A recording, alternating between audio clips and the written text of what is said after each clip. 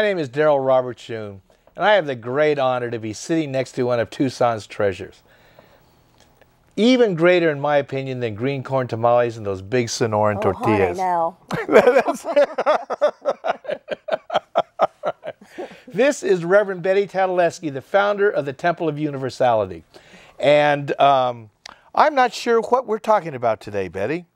Well, we're going to talk about talking to spirit. Okay.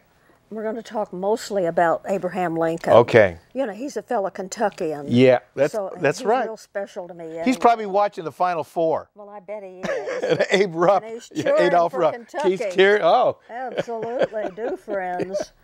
Anyway, it's good to be with you. Come to the temple, and we'd love to meet you in person. Namaste. The God in me greets the God in you. Isn't it just a beautiful day, a beautiful time of the year? And our friend, Reverend Hoyt Robinette, the greatest spiritualist medium, certainly, in this country and probably many more. And he was here, and we had such a wonderful 2 weeks with him and at the temple. And we got to speak to anybody we wanted to in spirit. Anybody. Since you know there is no death, it is not possible that you will ever die. And so, you know, one of our main goals is to have the opportunity to wake people up and say, you know, whatever it is you came to do in this life, why don't you get at it? Because, you know, you're going to be real sorry because you're going to just rebound like those basketball players and do those rebounds. Well, that's sort of like it's going to happen to us. Well, if you don't do well in the 6th grade, you get to do it over. You get to do it over and over and over until you do it. So, you know, really, the temple is to allow you to have opportunity to talk with the people that have come in with you, because nobody comes in alone. I don't know. Do you ever feel like you're alone, the Lone Ranger? Oh God, I'm in trouble and there's nobody here. And the people that are standing around you, when your inner vision, your soul vision sort of snaps in, and you look around and you're seeing folks around you, and then the first thing people tell you is, honey, you nuts or something, there's something wrong with you. But actually you've been given a blessing. A gift. A gift of a far vision, okay? And so it's very normal. It's just how we are created, see. And as we say, in the image and likeness of the Christ. That's what he says. The kingdom of heaven is within you. And, you know, and then St. Paul, whom we love, he says, you got problems? Well, I die daily, and every morning you wake up to a new life. So anyway, life is good, and it gets better every day, if you allow it. So anyway, we love, you know, being spiritualist and our connection with the spirit world and the many, many, many. There is not here the earth plane and there. It is everywhere present. It's just like when I talk about talking to spirit, individuals in the spirit world, well, you can too. We don't have one line and they have one line.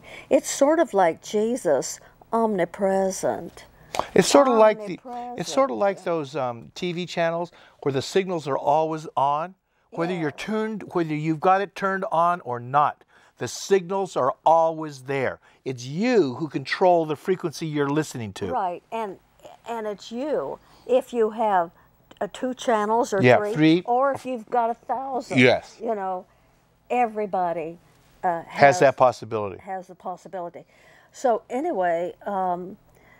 We had this wonderful time, and everybody got a chance, an opportunity, not only to talk to spirit people in the spirit world, their teachers, guides, loved ones, friends, heroes, no limit. And so, you know, I have many heroes in the spirit world, and Abraham Lincoln is one of them.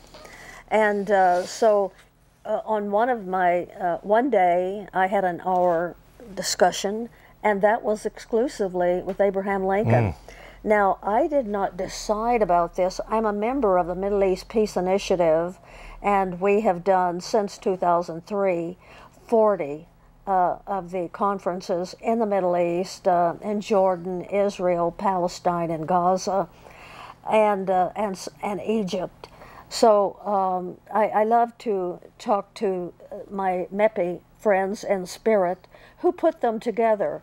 Now, when I get word that we're going on to another conference, people, you know, you want to know which ministers are going and those, the in charge, as we call it.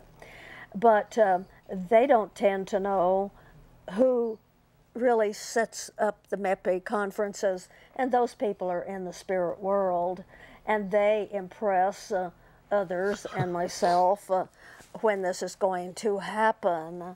And, you know, they think they sit in there and they do all of this, putting it together and everything. Do all these logistics. Already put together. Betty, one of my favorite stories is you're going over on one of these trips, and they've got it all planned out. They're getting the visas, and they're getting all the flight arrangements made. I'm flying to Tel Aviv. That's right. All right.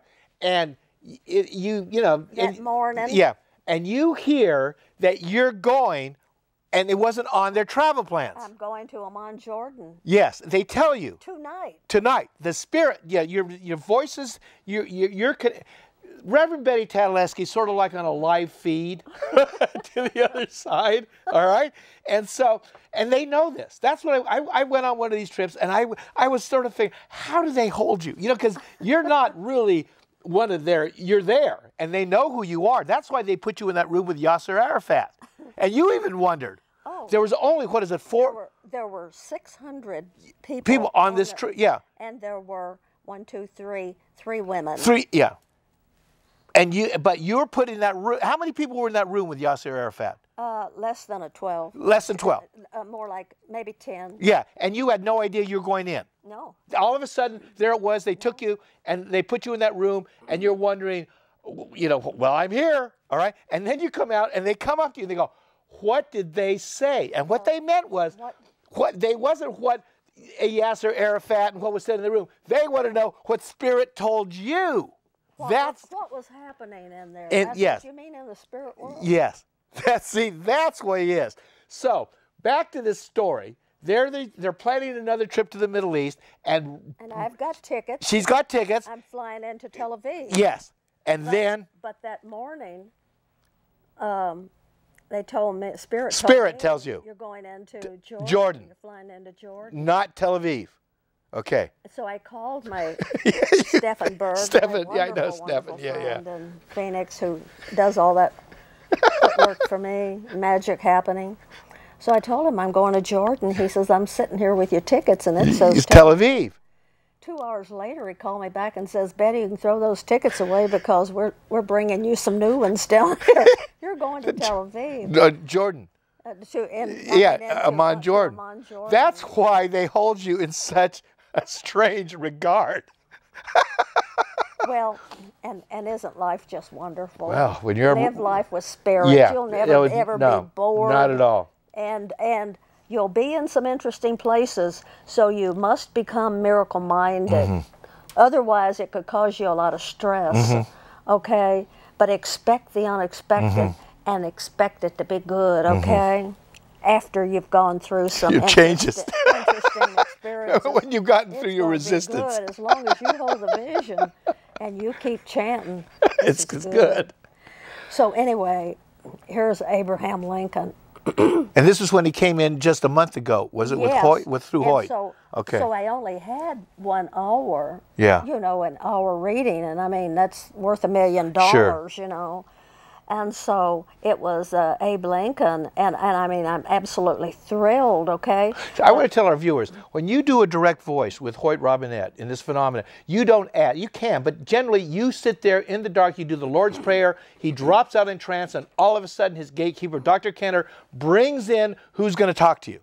Yes. And so you had no idea before you went in what was going to happen. I had my bucket list. Okay, yeah. As Spirit called it. Yeah. One of the masters said, "You've got your bucket list here." That's right. Well, yes, I do. You know, they know. Yeah. I mean, I've been doing this for a while, and I've got my list here. Okay, and these are all the MEPI people, Middle East Peace Initiative people in the spirit world, who make up the conferences. You know. And so I'm sitting here, and I'm thrilled. With your list. I'm thrilled, you know, to talk to Abraham Lincoln. It's incredible, okay? But how about my other list? You know? Sorry, how about my list? Yeah, what happened to my list, you know? And so at the end of it, you know, I went out, and we went out on the patio, and we ate some key lime pie. And I says, you know, I've got to have another hour. Now, I want to tell you, friends, we say nothing is impossible, but to get another hour with Hoyt is booked up. Just about as impossible as impossible is. Anything can be, because, you know, we've got 100 people who want an hour with this man, okay? And I just had mine, and it was incredible, but it was too short, okay? And so I said to him, look, if somebody cancels, it's mine. Okay. It's mine, okay? The next morning, 8 o'clock in the morning, Betty, you've got a slot. You've got an hour. This woman, and it was magic, okay? No hard feelings about anything. It just was magic the way it worked. So I went back for another hour. And so there was Anwar Sadat, Yasser Arafat. Your bucket list. My bucket list, Dr. Martin Luther King, Menachem Begin, Mother Teresa, and this time Rosa Parks came in. Rosa Parks.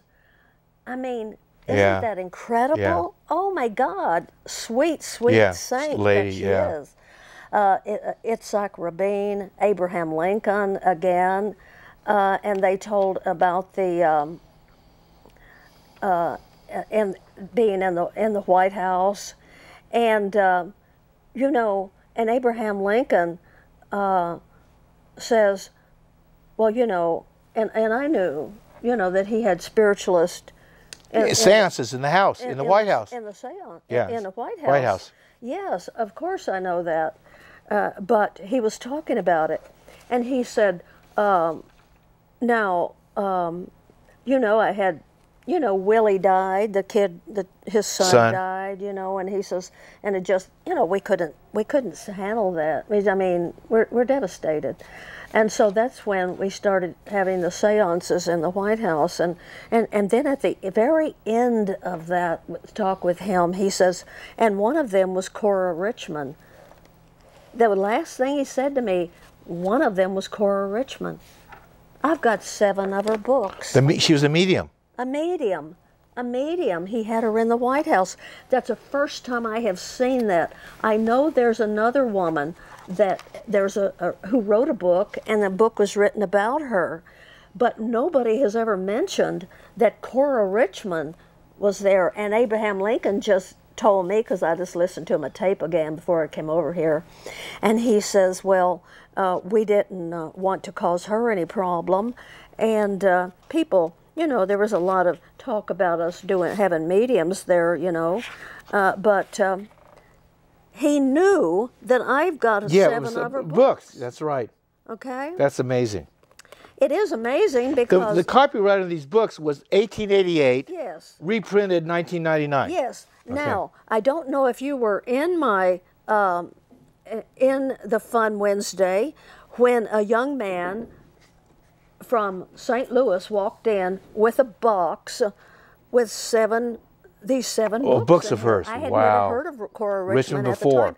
And he has reprinted them all. Wow. And brought them to me. Yeah. Because he knows that I've never met him.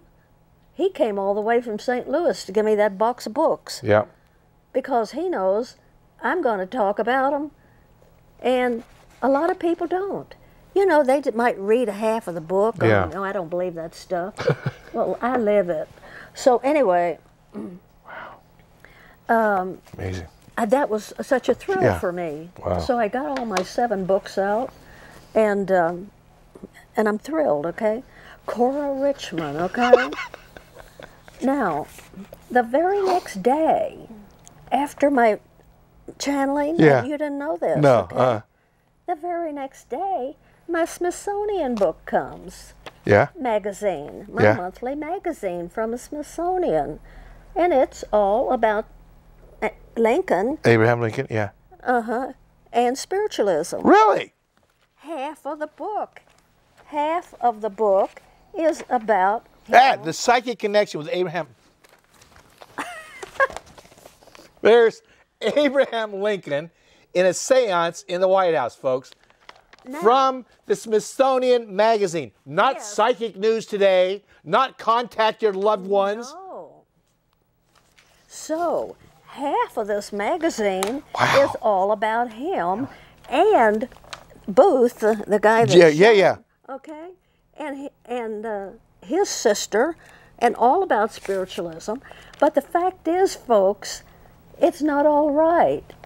There's so much in here that is conjecture. Sure, of course it is. Now this yeah. person, who I don't want Yeah. to badmouth him, But you he- know, and yeah, I won't yeah, give yeah. you his name. Yeah. But he's got some stuff wrong. Sure. So I'm just hoping that he might hear about this tape, or I might send it to him. Who knows? Yeah. There at the Smithsonian, because honey, you've got some facts there Oh, that'd that be are great, not Betty. factual. Okay. That'd be great. You sent him a tape. He writes an article on Abraham Lincoln. It's printed in Smithsonian Institute, and they get a disc from a direct channeling with Abraham Lincoln talking on it through spirit. For an hour. For an hour. See, I wondered why the first hour was Abe. Yeah. Well, it was next day, and I got The this, magazine. and I read it, and I thought, oh, honey, you people there at There Smithsonian, it is. you're wonderful yeah. folks. But I don't know where you got this The information. information, because at the time, there were the great mediums. Oh, yeah. Phenomena It was. mediums. In the 18th, yeah. Yes. It was a I read, Betty, at one time, almost 40% of America was into spiritualism during that wave that first hit. The first wave, as we call the it. Civil War ripped this country apart. People were just plexed out, looking for answers, and this was the time that spiritualism, with the knocking on the door, the phenomena first started sweeping. Things that Yeah. I have seen. Yes, started. Because of Hoyt Robinette Yeah. and Dr. Kenner, Yeah, Robert Ireland, yeah. the great ones. Now, what I love too is on my tape, at the end of the second tape, Yeah. that day, Reverend Rob Robert Ireland came my into mind too, mentor, yeah. Who ordained me, Yeah. one of the great ones. Dr. Kenner, of course, who is Hoyt's teacher. A gatekeeper, yeah. Gatekeeper. Bill English Yeah, Bill is English. on there. Wow. His mentor. Yeah. And half of this is about John Wilkes Booth. Really? We're not interested in John Wilkes Booth. He shot the Yeah, president. that's right.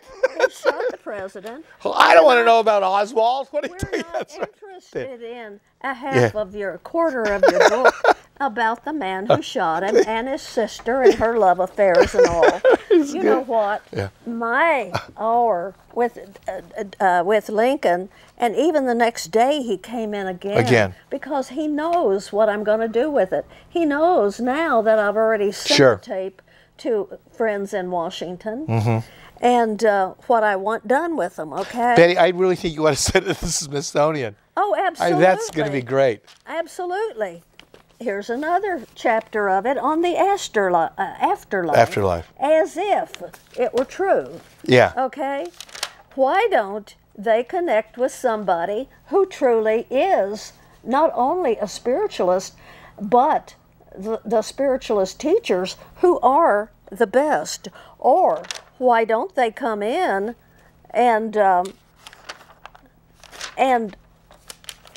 ask if they could sit in? Invite them. Wouldn't that make Invite more them. sense Invite them. than writing this? And you know, and now this is Smithsonian, And so it's got to be gospel. Well, honey, it ain't. Now, right here in the front of it, as I was thinking how sad this is, then I saw about Turkey and the horse of Troy. That's right. Well, now, dear friends, the thing is, I've got a picture of the horse of Troy, and I got through it last Hoyt year Robinette. through Hoyt Robinette. A spirit-precipitated picture. Okay, I'm sitting in the room, dark room. I'm holding a piece of it's not silk. He says it's polyester. And I'm holding on here. He turns the light off. Spirit people come in the room, put their pictures on it, or anything else pictures they want, and I've still got a picture of the horse of Troy. Now, because last year I was on a Heinrich Schliemann and Troy, and the books, you know. Schliemann was the discoverer of the city of Troy. Absolutely. You know, led to it by a dream. This says it's in Turkey. Well, I don't know how he did that because it's in Greece. Okay? So anyway, what happened is my horse doesn't have any legs. Okay? It's on a platform with rollers on it, wooden rollers. So I asked Schliemann, who's a hero of mine, through Hoyt Robinette. I asked him on the Sunday service when he was doing billets. Hoyt, that's right. You asked the question. Okay. Yeah. All right. He's doing this. I remember you asked that. In front of 100 people. Yeah, I remember you asked that. And I said, yeah, I have a question. Yeah. Is this the horse of Troy? And Schliemann says, yes, it is. I said, well, how come it doesn't have any legs? Because I even called my daughter at her farm, her ranch, and I said, did you bury a horse? I knew they did. I said, but I've got a picture of a horse with no legs. No, they had perfect legs. Yeah. So here the next day, I said, well, to Schliemann, how come the horse doesn't have any legs? In spirit, folks, that's what she goes. When she says it's Schliemann, it's sort of like you talking to your dad who just parked and let your mom off at the restaurant. Heinrich Schliemann is in spirit. And Betty's got this question, so she asks Schliemann through a medium Hoyt Robinette about her horse, the picture, at the church service. Okay. And he's answering for 100 people. And so he says, well, Betty, now you know the horse of Troy didn't have any legs.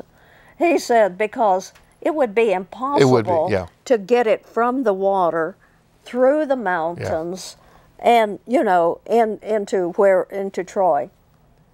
He said, simple. It was empty inside, of course, but it was on a flat bottom, and they had put wheels on it, so they rolled it from the beach into Troy with those 300 or 400 men in it. Yeah.